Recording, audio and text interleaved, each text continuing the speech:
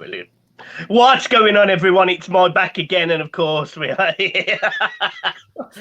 We're here with James and Scott from Sweet and Sour Soccer. We've got James has gone all out. He's gone all out. He's bought himself an Everton top and everything. Can I explain? I've had this for like a month, and I've been begging Scott to get one for you guys. And he's like, "Why am I spending even £10 on these?" I think his words were toffee bellends, so I don't know. Oh, it's fucking brutal. I'll tell you what, he's a fucking disgrace. Here, let's just fix that. We can fix that right away. So how you been anyway? You been all right?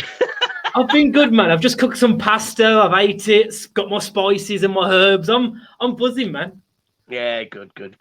Right, guys, I want you to get your opinion on this. I know we said we would do content that wasn't always about Everton, but it's really difficult when Everton have started really well. I think that's fair to say. We've not necessarily had the toughest of starts in terms of games, but No. you know, a win against Brighton away, a 2-0 win, that's a good result. A draw at Leeds away, good result. And coming from behind, it's been good result. So, firstly, I want to get your take. How from the outsider perspective, I mean, it's not really the case for you anymore, James. You are a glorified Everton fan. Going to come to me first, then. Just Scott, for someone who doesn't know how to play football, what's your take on Everton's start so far? No, it's been decent, hasn't it, really? I think you look at the Brighton result now, and that looks like an even better result than, you know, perhaps it first did, because Brighton have gone off to quite a flyer in the end. And I don't know, I just think the game, like obviously the Burnley game last night, 2 nights ago, sorry, I should say. You know, it was one of those games where I think you look probably the worst team until you got the goal. But that's what Rafa's going to do, isn't it? He's going to get those results when perhaps you're not, like, you know, where last year where you would have been the worst team and you perhaps would have lost. You might have even been the better team and ended up with a loss. I think Rafa's still going to pull out the results. So I think, I don't know, from an outside perspective, Rafa Benitez as a signing, I weren't really for it at first, but it just looks better and better as every game goes on, to be fair, especially when he's getting the best out of some players where they looked a bit like iffy signings, really. Yeah, I think that's fair. James, over to you. What do you think of the Everton start? Do you think it's been as cohesive as we think at Everton, or? If anything, I'm buzzing just as much as you Evertonians, because I mean it's quite scary how much I'm predicting correct. I'm top of our prediction league on our channel, obviously. I said way back in June when he got appointed, he will do well at Everton. And what's even more eerie is that I said he won't lose the games to Burnley. He won't go and lose to Leeds. I said these teams, and it's just coming to fruition.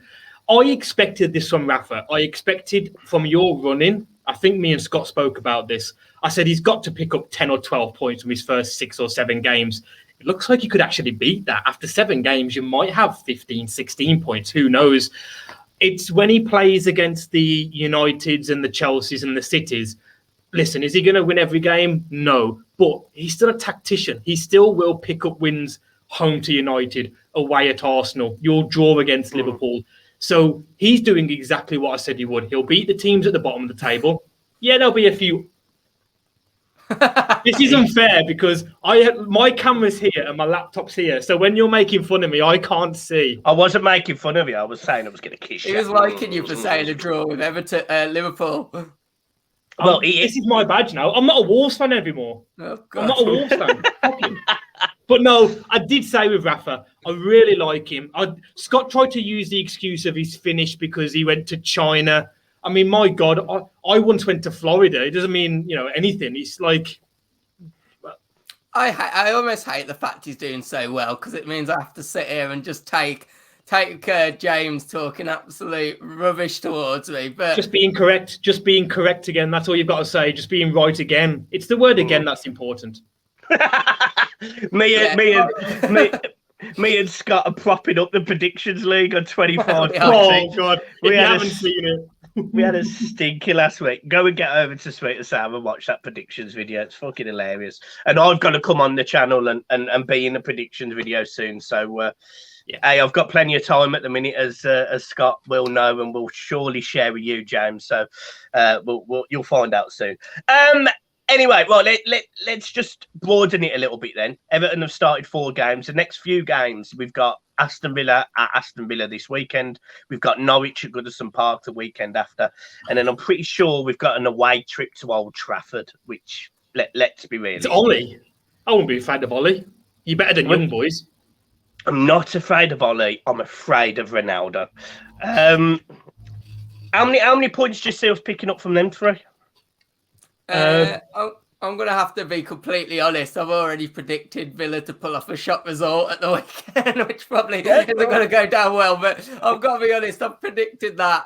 I reckon you'll still get 4. I really do. I think you'll beat Norwich. I don't see them picking up a win anytime soon, especially not to, Everton. And yeah, I fancy you to get a point against United. I really do. I think the Ollie effect is going to start to derail United. I really do. I think they'll pick up some wins. But I think he'll be gone by Christmas, Ollie will, for me. I think there's no point having world-class players like Ronaldo and then having him managed because he's a fraud, isn't he? Let's be honest. Yeah, what do you think, James?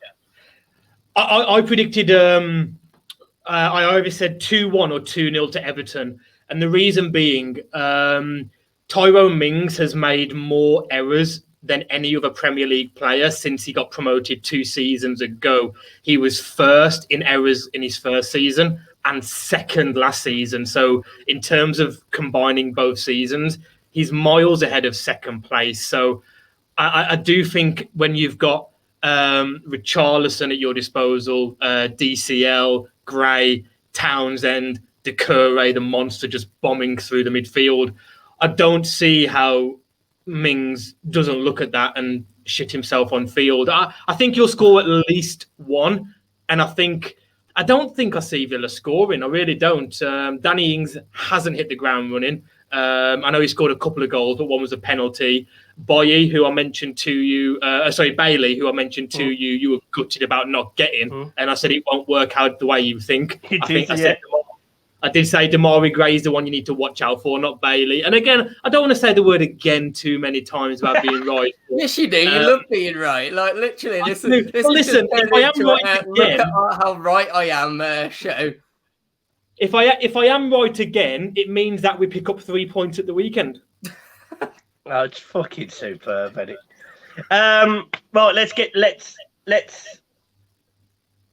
me just think about the team. I mean, you guys have seen it from an outside. I'm taking his headphones off. You guys have seen it from. Take your shirt off as well.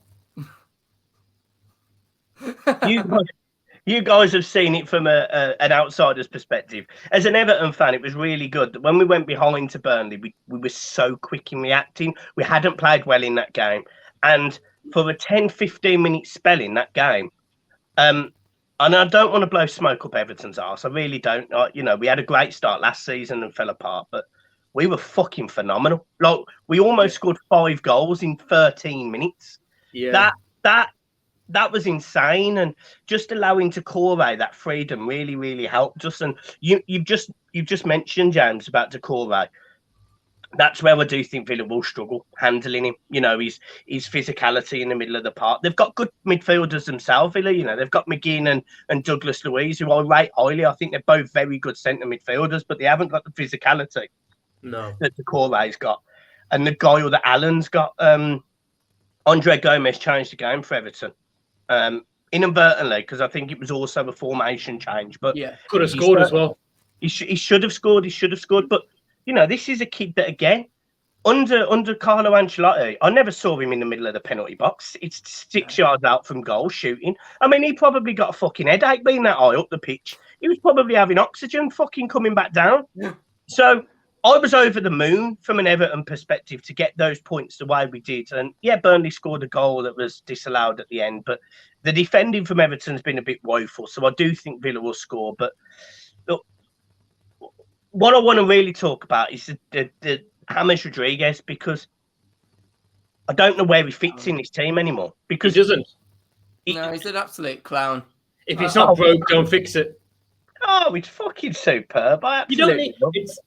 Look, does Ozil turn Arsenal into a top 4 team right now? No, it's just one of them. It's like you don't want to make the mistake where other teams have made them in the past, and Ollie's been subject to this at United, where, you know, you've almost got Pepper's also been accused of this in the past, where you've got too much ability in terms of depth in one area of the pitch, and we've had managers do it, I'm sure you have in the past, and they try and scramble to get like 3 cams into the game just because they've got 3 good cams. You don't need hammers. If you'd have kept 4 clean sheets this season but only scored 1 or 2 goals and maybe got 5 or 6 points, you talk about it, but scoring goals isn't your problem. It's trying to stop these silly mistakes with your Pickfords and your Keanes. I don't think Rodriguez makes a big difference for you. I think he's an absolute clown as well, personally, from a personal perspective. I'm a very passionate person, but once you disrespect the shirt, you shouldn't play for it again. And he has disrespected the shirt. Oh, I don't know who Everton play next. Well, guess what? You're not going to play for a club the same caliber as Everton again. You know. Yeah, I don't know who Everton are playing next, but it won't be you. If you hadn't been such an immature little baby, he'd probably be in the team now. And instead, he's not in the team. He'll probably end up at some rubbish like Turkish league or some other place. And you know what? I think, yeah, good. I hope he won't play for a club of Everton's size again. He doesn't deserve to. No other manager, even of a club the same size as Everton, will want to touch him with a barge pole after that comment came out where he made a joke that they don't know who Everton was playing next whilst he was on Twitch, because it'll just, it'll start. Basically, it's a bit like, do you know when you get a nice carton of eggs and you I love these analogies. Wait for this. Open it up, and there's just something about one egg, and it just doesn't look quite right. And there might be nothing wrong with it. It might be a perfectly good egg, but once you look at it and you think, no, that's not for me, you just chuck that egg away. And that's what James Rodriguez is that egg you just need to chuck away now. I think once you've disrespected the shirt, don't matter if he will return and play really well. He needs to go. And for me, I think, I don't think Everton will miss him, and I don't think he'll play for a club the size of Everton again. And that's my honest opinion. He's a bad egg. He's a clown, and I could throw a lot more at him. I don't like it. I don't respect it. I don't know who he thinks he is. I suspect you've thrown so much shade on him that he's lost his suntan, to be honest. I mean, does James Rodriguez watch this channel by any chance, Mike? Because he won't play for you again now. I suspect not. Jesus Christ, he's probably thinking, God, there's a big fat Brummy in the middle of 2 people here. Can I play devil's advocate? Because I am going against myself a little bit when I say this, but in all seriousness, I wouldn't bring him into the team yet. Only because, again, like I said, it's not broke, don't fix it. But there will be points this season where you will go through 4 or 5 games running where you maybe only score a couple of goals. And that will happen to City, it will happen to you, it will happen to us, it will happen to every team, So I think having that player like James Rodriguez on the bench, someone that maybe can play against a team like Norwich, if you want to rest a Decore for United or Allen or whoever it may be, if he wants to play football and is committed, great, but I wouldn't go changing the actual team lineup moving forward just to accommodate him, unless you do go on a losing streak of 4 games. So I wouldn't push him out the door, but I'd let him know, listen, if you want to get into this team that's now successful, you got to do the right things. But even if it was a little like babyish swipe when he said that he didn't know who Everton were playing next, I mean, what does that kind of do for the morale of the dressing room when you've got like some clown that's supposed to be your teammate going, I don't know who my teammates are up against, I wouldn't even want him around the dressing room. I wouldn't even play him with the under 23s personally, because I think it'll just, they shouldn't even have to suffer someone that's not got any pride for the shirt. But maybe I'm again just a bit too traditional. No, you're not. The issue we have as Everton fans, and it's a very difficult argument, because there's lots of Everton fans that simply want to watch him play football. And, they want to say that they've seen James Rodriguez in the blue shirt. They want to say that, they've got to experience what some people deem to be a world-class footballer in a blue shirt. Now, I have my reservations about that particular comment anyway. Yeah. A world-class football player doesn't leave Real Madrid and sign for Everton. And that's not me saying I don't love Everton and I don't think they're a big club. But if you are a fully fit world-class player, you don't. He's a very good player. He might even be, one of the top 10 players from technical ability in the Premier League. But it's in certain games now, and last season, there were certain games where he slowed play down, and that isn't the way that Everton are playing. The goals against Burnley last night all happened through pace, and I said to my dad, and I said to John as well, probably 2 out of them 3 goals last night don't happen with Hammers on the pitch, because for the first goal, for example, that goal happens. It's a good cross from a winger, headed ball, 1-1. That happens. The second goal, where Andros Townsend picks up a ball from Decore, who gets it from Damari Gray. Andros Townsend runs 30 yards into the space where a number 10 would be standing and lets off a undercut and sticks it top bin. Now, definitely. If that didn't happen, he would have made that pass into James Rodriguez. I agree. And I do agree with that. And Rafa knows that as well. Yeah. I'm not saying James Rodriguez wouldn't turn, shoot, and score. Like, who knows? But the facts are Andros Townsend did score. And then the other one was when the ball comes to Decore and he plays that through ball to Damari Gray. There's no way that James Rodriguez has the same pace that Damari Gray has to latch onto the end of that ball and slot it home. So those goals don't happen. Who doesn't play, Mike, if James does? It's a really difficult argument because Andros Townsend and Damari Gray right now, in my opinion, can't be dropped, which means you have to drop one of the strikers. And based on based on how stroppy Richarlison seemed to be of late, it's probably dropping Richarlison over DCL. DCL will score you more goals. So you probably drop Richarlison. And you're basically talking about 2 of Everton's technically best players. It's a really difficult argument from an Everton perspective to fit and accommodate James Rodriguez. You're right, there is games he's going to play, but I don't see him fitting in the system as it is right now because we're better as a 4-4-2. I mean, your other option would be to drop either Allen or Decore to get Rodriguez playing to keep your wingers and 2 strikers. And that's you've got more chance of him playing right back than getting Allen and Decore out of the team. So, and I think the argument about world class, Mike, I wonder if it's a fact that, he is a world class player, but he's just not got a world class attitude. Is he? Why, let's have that conversation. Do you think he is? I mean, he showed elements of it, but I think he showed inconsistency with it, which again, I think if he has that right attitude and he's got that work rate, then he'd probably be a bit world class all the time. He reminds, you could compare him to like an Ozil. Why isn't he sometimes considered world class? It's that work rate, isn't it? And that's part of what you need to be a world class player. It's an argument. I only truly believe that there's about 5-6 world-class players. I think it's my opinion. This is my opinion. I think it's an argument and a saying that's thrown about far too easy. If you say to me how many world-class players are in the Premier League, I'll probably at this moment in time say 2, maybe. I think it's very difficult to, for me, for example, Ronaldo is still a world-class player. Even at 36, he's still a world-class player, scoring goals in loads of leagues, etc. Messi is still a world-class player, etc., scoring in loads of different situations. But there isn't loads of other players that you can consistently say are guaranteed to score your goals. You'd also argue players like Romelu Lukaku, are they world-class? Well, he's certainly up there. Is he top echelons of world class? I don't know. So it's really difficult for me. But the argument that James, by some Everton fans, should be in this team is wrong in my opinion. And I'm not saying I don't like people's opinions, and I obviously love the Everton fan base. I understand why people are desperate for him to play.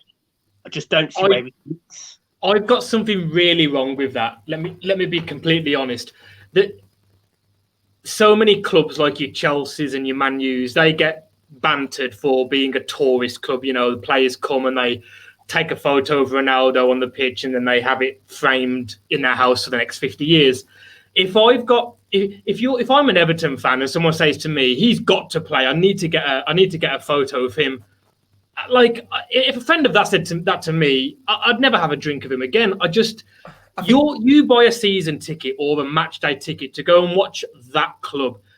And if you get to the game an hour before kickoff and you see that James Rodriguez isn't on the team sheet and you're disappointed not because you wanted him to play to affect the game, but because you don't get to see a world-class player, I think that's embarrassing. If I've got any friends that are like that, then we're not friends. You support the club and the club's winning. So why change that? Because disrespected the club. What? It's the fact he disrespected the club for me, which means that's why I think I wouldn't want to see him playing an Everton shirt again, regardless of how good he is. I think once you disrespect the club that you support, that's it for me personally. But yeah, definitely. We had that incident last season. I'm sure Everton fans know our biggest derby and one of the biggest in the country is West Brom Wolves. And I'm not being biased, it is. Willy Bowley, we just lost the game. Was it 3-1? We got embarrassed, didn't we? 3-1.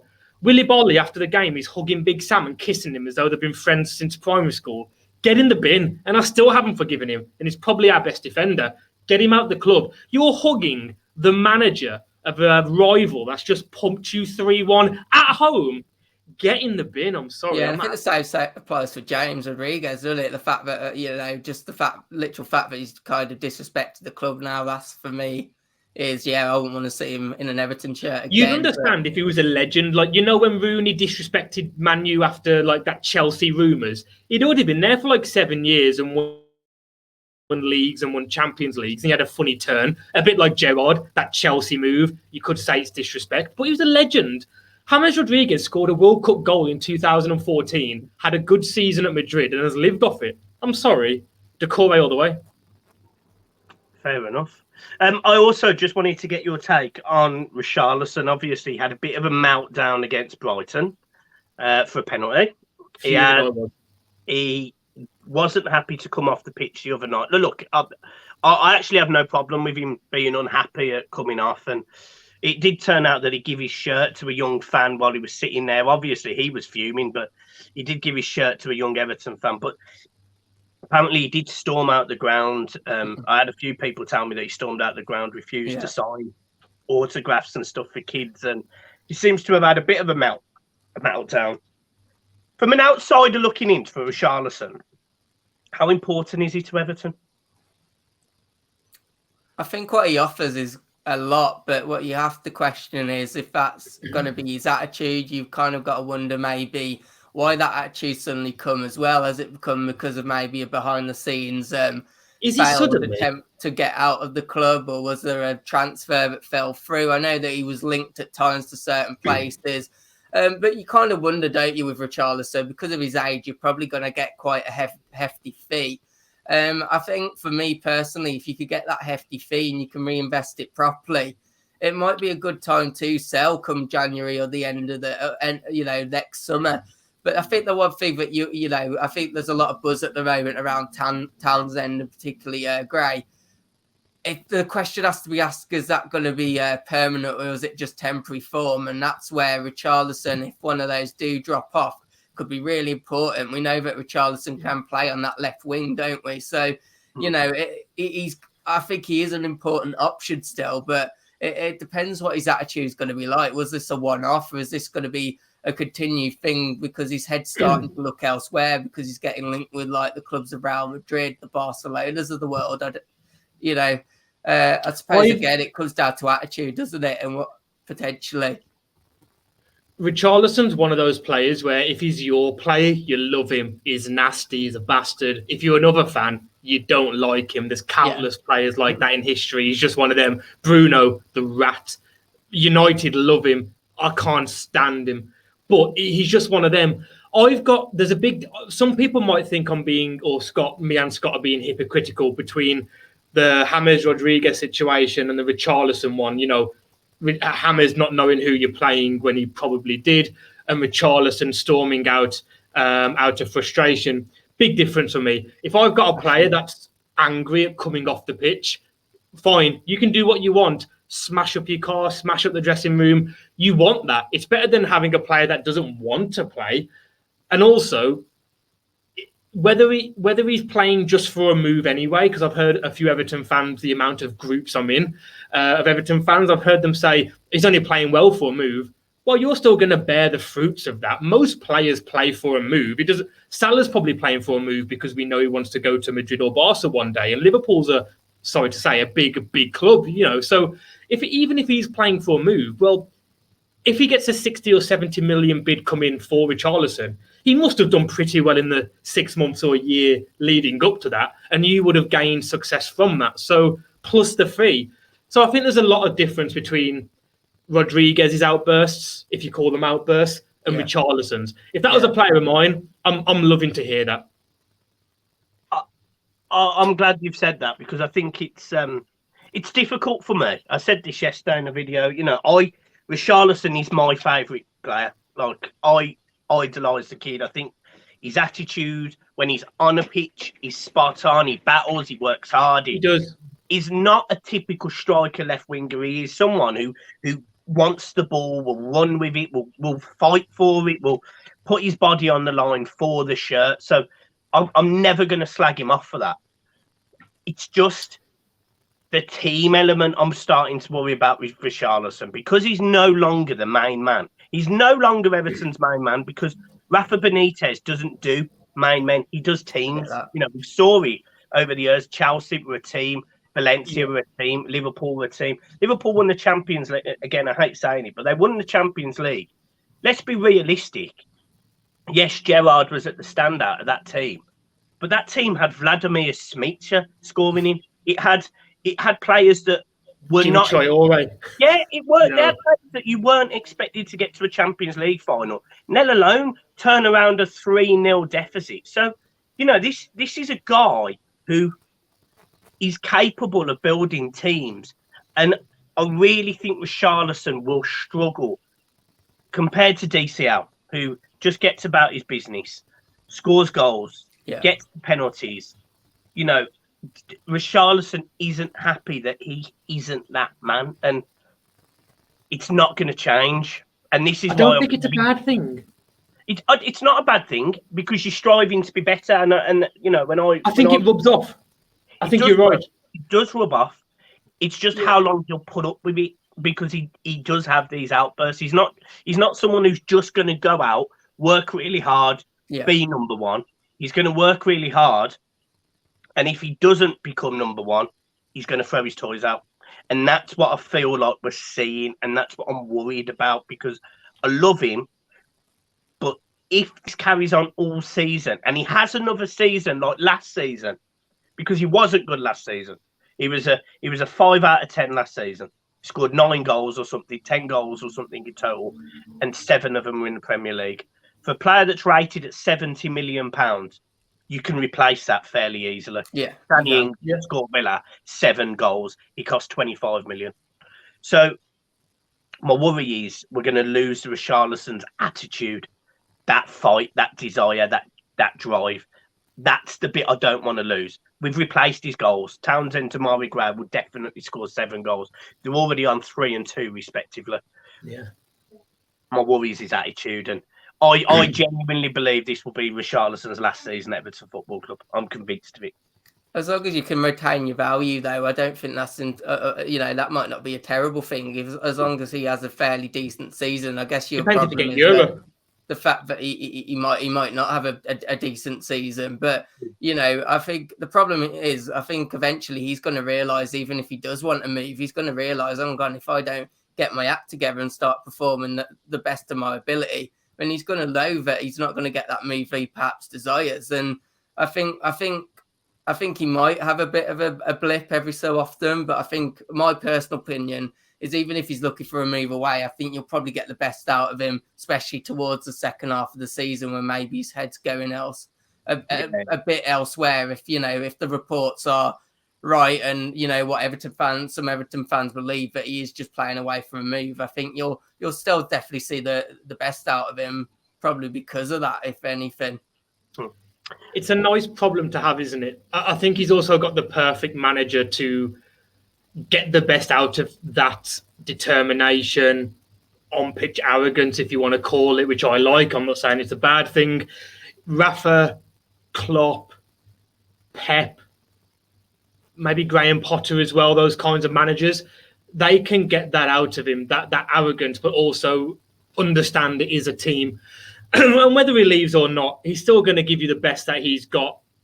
It's a hard one, isn't it? I think if you get top 6 or 7, I don't think he'll stay for the Conference League, to be honest. But if you can get top 6, why would he move to a Champions League team? Because then he's probably, let's be honest, does he start for Chelsea, Liverpool, City, Man U? Probably not. So he'd have to go overseas and go to a Roma or an Inter Milan, which I'm not saying it's a bad thing, but I don't know where what country he wants to play in. Maybe Barca in a year or two he could after their struggles. But I think if you get top 6, you could keep him. I think European football is a big thing for him. Okay, but that I'm glad you've just lovely. The very last question I've got to ask you is about Everton's season. You've seen now Everton 4 games in. It's very, very early. Everton were first this time last season and ended up finishing 10th. Why is this season different? And can Everton qualify for Europe in any capacity? I think you can. And I think me personally, I still think it'll probably be about 7th. It depends how the season goes. Potentially you might nick 6th, but if I had to put a bet on it, I'd probably say 7th, to be honest, at the moment. I think it's going to be an interesting one, isn't it? I think there's still, for me personally, even as a neutral watching Gray and Townsend, they've had phenomenal starts. The question's going to come around December, January. Is this a bit of a, yes, I found a new club and everything's going so perfect and, you know, they're just living off that kind of vibe? I mean, or is it a case of, you know, are we going to see a dip in form at some point from these guys? And the problem is then, especially in that wing position, what have you got in the team to respond to that if you do? I think sometimes the bench looks a little limited, and I think that's going to be a problem at some point throughout the season, especially if you get a few injuries. So I think we kind of did this last time. When you go for your starting lineup, there's definitely some players that belong in top 4, definitely top 6 scenarios. I think there's going to be a few factors which will decide your season, and some of them won't be the ones which you can control, and that'll be, you know, injuries. I think will be a big one because of the limited squad size and the kind of options you've got to come off the bench, especially if it was a Richarlison or a Calvert-Lewin that picked up a long-term injury, or, you know, one of the wingers that, such as a Gray or Townsend, that are currently in form. I think the second factor is also going to be, can Townsend and Gray keep up this phenomenal start to the season, or is it a bit of a new club feeling?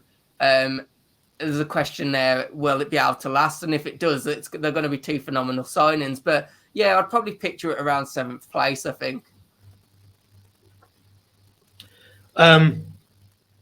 Well, as we already know, I said that Everton will get Europe, and as per what's happened so far this season, it will come true. So there's your answer. That's it. There you go. Job done. That's it. That's it. Job done. Let's go home. Yeah, no, lads, I really appreciate it. I think it's going to be an interesting season for Everton. I think there's some key games coming up. I think it's a tough match at Villa Park this weekend. We've also got West Ham coming up soon. I think we've got you boys coming up as well soon. So, yeah. Well, Scott, your team. I don't think there's 8 worse teams after 5 games that I've seen. I don't rate Villa. I think last season was Grealish's this is now my prime season, so he was always going to guarantee them an extra 10 or 12 points. We'll see Villa finish where they deserve to be, shit club, about 12th or 11th, maybe 14th. Fuck Villa. I think West Ham will be fighting it with you. Depends if Harry Kane gets his normal 3-month ankle injury as well. I don't think there's 8 worse teams. I really don't. I'm trying to think of the teams that Leeds aren't going to be anywhere near fighting for that 10th place, 9th place that they were last season. I think we might scrape 10th, but I don't think we finish above you this season. I think it's the top 4 that it is now.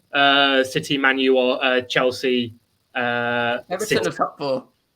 Everton, who did they knock out? They knocked out Chelsea, didn't they? Yeah. So, yeah, I think it's them four. You and West Ham fighting, and Tottenham fighting for 5th, 6th, 7th. What about Leicester? They in there as well. No, I said it, man. Even before ball was kicked this season, I said they'd finish 6th, and I got so much slack. I just thought this was a season where it does not work out for them. You mentioned it on our last video, or I watched a video of you saying that Vardy's lost a yard of pace. It's so true. I think Brenda's going to find it really difficult this season. I said 6 before the season. It now could be 7th or 8th or 9th. Mike, can you stop giving James opportunities to say, look, I was right? It's Sorry. Well, sorry. For that to happen, we need the things that I'm saying that will happen to not happen, but they're happening, so it's going to happen again and again and again. There you go. Everton are going to finish this season then, ain't they, Jones? I missed that. Everton are finishing 5th this season, aren't they, Jones? Everton are going to finish 4th this season. No, because they're not. Cut, edit.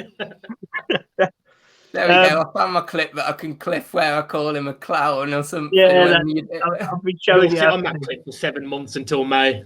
Yeah, that's it. Well, you know how to edit now, boys, so you're all sorted. So, guys, look, we're going to leave it there. Thank you ever so much for coming over and watching. Again, we love these debate shows. It's really good when it's the three of us and we can sort of get into it. Next week, we'll do a video together and we'll talk about the Premier League in general. We'll talk about where the teams are. Everton hopefully come off the back of an 18-0 win at Villa Park, so that'll be nice. But yeah, guys, 49 subs away. Sweet and sour are from 1,000. Big first. Please hit the subscribe button. Get over to the channel, support them. They deserve it. Honestly, they're smashing it. The content's fantastic. I love having them on the channel as well. And I said if they don't get to 1,000 by September, I'm deporting them and not interested. They're never coming on the channel again. Not bothered.